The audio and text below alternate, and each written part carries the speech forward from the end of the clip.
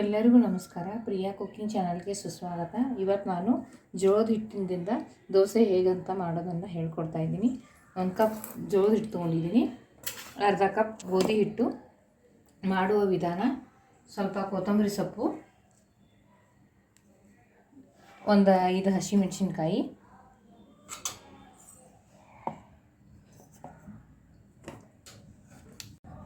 ಸ್ವಲ್ಪ ಜೀರಿಗೆ.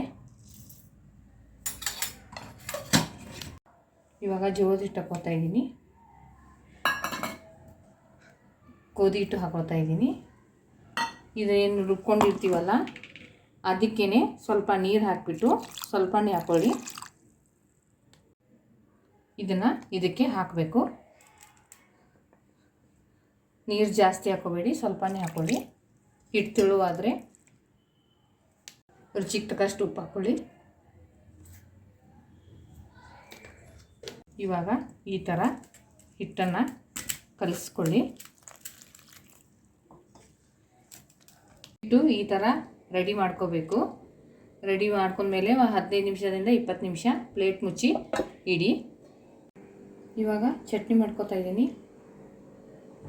ಅರ್ಧ ಕಪ್ ಕೊಬ್ಬರಿ ಹೋಳು ತೊಗೊಂಡಿದ್ದೀನಿ, ಸ್ವಲ್ಪ ಕೊತ್ತಂಬರಿ, 2 ಹಸಿಮೆಣಸಿನ್ಕಾಯಿ, ಸ್ವಲ್ಪ ಬೆಳ್ಳುಳ್ಳಿ, ಸ್ವಲ್ಪ ಶುಂಠಿ. ಇದು ಪುಟಾಣಿ.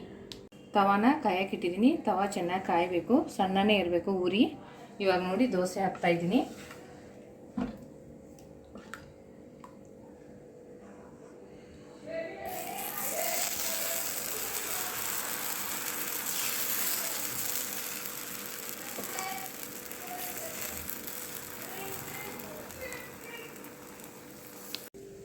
ಚಟ್ನಿ ಮತ್ತು ನೀರು ದೋಸೆ ರೆಡಿ ಆಗಿದೆ. ಈ ವಿಡಿಯೋ ಇಷ್ಟ ಆದಲ್ಲಿ ಲೈಕ್ ಮಾಡಿ, ಶೇರ್ ಮಾಡಿ, ಕಮೆಂಟ್ ಮಾಡಿ, ಸಬ್ಸ್ಕ್ರೈಬ್ ಮಾಡಿ. ಧನ್ಯವಾದಗಳು.